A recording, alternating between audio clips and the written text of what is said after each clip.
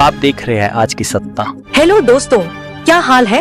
तारीख आज 11 जुलाई 2025 दिन शुक्रवार, हिंदी तिथि श्रावण महीना शुरू हो गया। आज से ही कृष्ण पक्ष प्रतिपदा यानी एकम सावन का आज पहला दिन है। और आइए बात करते हैं आज के मुख्य समाचार में देश भर की तमाम बड़ी खबरों पर नजर डालते हैं। देखिए, एक तो आज के दिन को दुनिया भर में विश्व जनसंख्या दिवस के रूप में मनाया जाता है। वर्ल्ड पॉपुलेशन डे के रूप में परिवार नियोजन के प्रति लोगों को जागरूक करने के लिए यह जनसंख्या दिवस मनाना शुरू किया गया। 11 जुलाई 1989 को यूनाइटेड नेशंस ने पहली बार विश्व जनसंख्या दिवस मनाया था। ओके, और चलिए आगे बढ़ते हैं अब अपन खबरों में। तो देखिए, एक तो आज शिव पूजा का महापर्व है। शिव आराधना के महापर्व सावन की शुरुआत होने जा रही है आज से ही, और सावन के महीने में भगवान भोलेनाथ की पूजा करनी चाहिए। इस बार पिछले साल के मुकाबले 11 दिन पहले सावन का महीना शुरू हो चुका है, क्योंकि यह सावन का महीना भगवान शिव का प्रिय महीना है। तो शिवलिंग पर जल, बिल पत्र और चंदन चढ़ाकर भगवान शिव की पूजा करें। ऐसी मान्यता दोस्तों की हर साल सावन के महीने में पृथ्वी पर आते हैं महादेव और पूरे एक महीने तक धरती पर वास करते हैं। ऐसे में सावन के महीने के लिए शिव भक्तों के लिए कुछ महत्वपूर्ण जानकारियां आपको बता दूं कि शिव भक्त यह गलती बिल्कुल भी ना करें। 5 ऐसे काम हैं जो आपको सावन के महीने में नहीं करने हैं। क्रोध और नकारात्मक विचारों से दूर रहें। अनावश्यक यात्रा करने से बचें। व्यस्तता से बचें। थोड़ा बहुत शिव भक्ति में लीन रहें और सावन के महीने में यह चीजें भूलकर भी ना खाएं, वरना पाप लगता है। जैसे मांस और मछली, शराब, नशा इत्यादि का सेवन सावन के महीने में नहीं करना चाहिए। इस बार दोस्तों सालों बाद सावन के महीने में कुछ दुर्लभ संयोग बन रहे हैं, जिससे कुछ ऐसी राशियां हैं जिनको बड़ा फायदा मिलने वाला है। भोलेनाथ की विशेष कृपा बनी रहेगी। वहीं सावन के महीने में उज्जैन महाकाल में भस्म आरती का समय भी बदलेगा। अब सावन के हर सोमवार को सुबह 2:30 बजे जागेंगे महाकाल। तो आप सभी भाइयों बहनों को सावन के महीने की ढेर सारी हार्दिक शुभकामनाएं। देवाधिदेव महादेव शिव शंकर भोलेनाथ का आशीर्वाद हमेशा आपके जीवन पर बना रहे। आपके जीवन के दुख, दर्द, कष्ट, पीड़ाएं दूर हो। इन्हीं मंगल कामनाओं के साथ आगे बढ़ते हैं अब अपन आज की खबरों की तरफ। इस वीडियो के नीचे कमेंट बॉक्स में हर हर महादेव, ओम नमः शिवाय अवश्य लिख दीजिएगा। चलिए आगे बढ़ते हैं खबरों में। देखिए पहली खबर। भारत अमेरिका के साथ व्यापार समझौते को अंतिम रूप देने की कोशिश जारी है और फिर वाशिंगटन दौरे पर जाएगी एक भारतीय अधिकारियों की टीम भी। सरकार से जुड़े एक अधिकारी ने इस बात की पुष्टि की है और खबर तो यह भी है कि अमेरिका की टैरिफ नीति से भी भारत को फायदा होगा। वहीं अमेरिकी राष्ट्रपति डोनाल्ड ट्रंप ने ब्राजील पर भी 50% टैरिफ लगाया। बोले कि वहां फ्री इलेक्शन पर हमला हो रहा है। पूर्व राष्ट्रपति बोल्सोनारो पर तुरंत मुकदमा खत्म करो। चलिए अगली खबर देखिए। भारत सरकार भिखारियों के पुनर्वास को लेकर एक खास रणनीति बनाई है।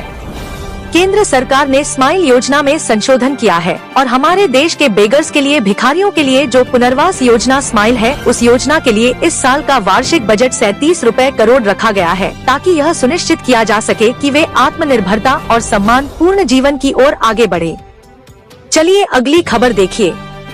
एलपीजी गैस के नुकसान की भरपाई करेगी अब सरकार।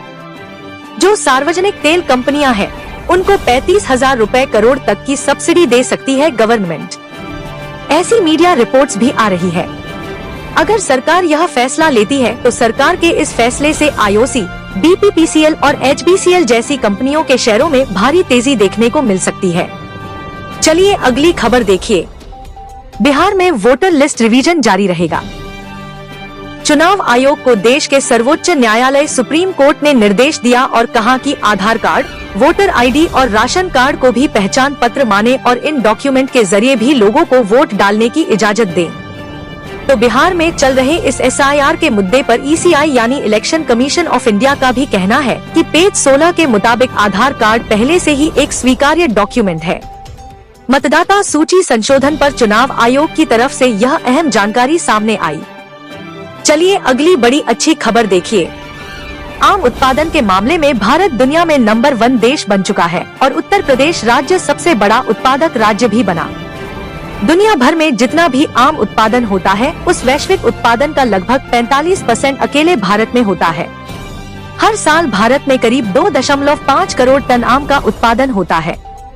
जबकि दूसरे नंबर पर इंडोनेशिया, फिर चाइना, थाईलैंड, मेक्सिको और पाकिस्तान का नंबर आता है। चलिए अगली खबर देखिए। इस बार हज आवेदन के लिए पासपोर्ट पर उपनाम की अब कोई जरूरत नहीं होगी। सरनेम की अनिवार्यता को ही खत्म कर दिया है। हज कमेटी ऑफ इंडिया की तरफ से हज यात्रा 2026 के लिए ऑनलाइन आवेदन की प्रक्रिया की शुरुआत कर दी है और इस बार इसमें यह बदलाव किया गया है। नियम में 31 जुलाई लास्ट डेट है, तब तक ऑनलाइन आवेदन किया जा सकता है। और कांवड़ यात्रियों के लिए भी अच्छी खबर आई। 15 के बजाय अब हर 10 मिनट में मिलेगी नमो भारत ट्रेन। यात्री बढ़ने की संभावना पर उत्तर प्रदेश के कई जिलों में नमो भारत ट्रेनों की फ्रीक्वेंसी भी बढ़ाई गई, जैसे गाजियाबाद वगैरह में। बैंकिंग न्यूज से खबर देखिए। कोटक महिंद्रा बैंक और इंडिगो ने मिलकर एक को ब्रांडेड क्रेडिट कार्ड लॉन्च किया है, जिससे आपको फ्लाइट बुकिंग पर कई सारे बेनिफिट फायदे मिलेंगे। और भारत के लिए एक और बड़े गर्व की बात देखिए। भारत का जो यूपीआई पेमेंट सिस्टम है, इसको दुनिया का फास्टेस्ट पेमेंट सिस्टम का खिताब मिल चुका है। IMF की तरफ से भारत के यूपीआई पेमेंट सिस्टम की तारीफ की गई। अंतर्राष्ट्रीय मुद्रा कोष ने बीते दिन एक लेख जारी करते हुए कहा कि भारत की यह उपलब्धि दुनिया में नंबर 1 उपलब्धि बन चुकी है डिजिटल भुगतान ढांचे के मामले में। देखिए, यूपीआई के जरिए हर महीने 18 अरब से भी ज्यादा ट्रांजैक्शन होते हैं और इतने ट्रांजैक्शन झेलने की क्षमता यूपीआई में है। IMF ने भी भारत के पेमेंट सिस्टम को सुपर पावरफुल बताया। दुनिया